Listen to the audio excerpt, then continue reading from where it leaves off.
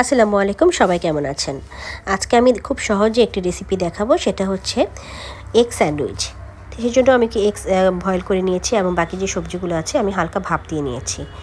তারপরে আমি একটা ব্লেন্ডার জারে নিয়ে এই সবগুলো উপকরণ একটুখানি হালকা ব্লেন্ড করে নেব। তাহলে এগুলোকে বেশি মিহিস করা যাবে না, তবে হালকা ব্লেন্ড করে নিতে হবে।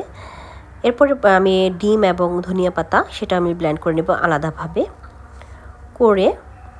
তারপরে আমি এগুলোকে একসাথে মিশিয়ে নেব। গোলমরিচ দিয়ে নিলাম, লবণ দিব, দিয়ে আমি সব কিছুকে একসাথে ভালো করে মিশিয়ে নেব। আমার রান্না যদি আপনাদের কাছে ভালো লেগে থাকে অবশ্যই আমাকে লাইক, কমেন্টস এবং সাবস্ক্রাইব করবেন প্লিজ।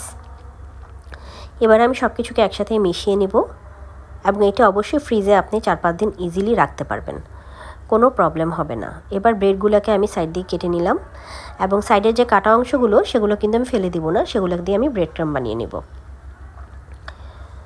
তো এখন আমি সুন্দর করে চারদিক দিয়ে এটাকে ছড়িয়ে এটাকে লাগাচ্ছি। তারপরে এভাবে করে আরেকটা ব্রেড দিয়ে আমি চাপ দিয়ে নেব। তারপরে এই যে ঠিক এভাবে ধরে আমি কোনাকুনি এটা কেটে স্যান্ডউইচের একটা শেপ দিয়ে নেব। এই দেখুন কি সুন্দর স্যান্ডউইচ হয়ে গিয়েছে। ধন্যবাদ সবাইকে পাশে থাকার জন্য। আসসালামু আলাইকুম।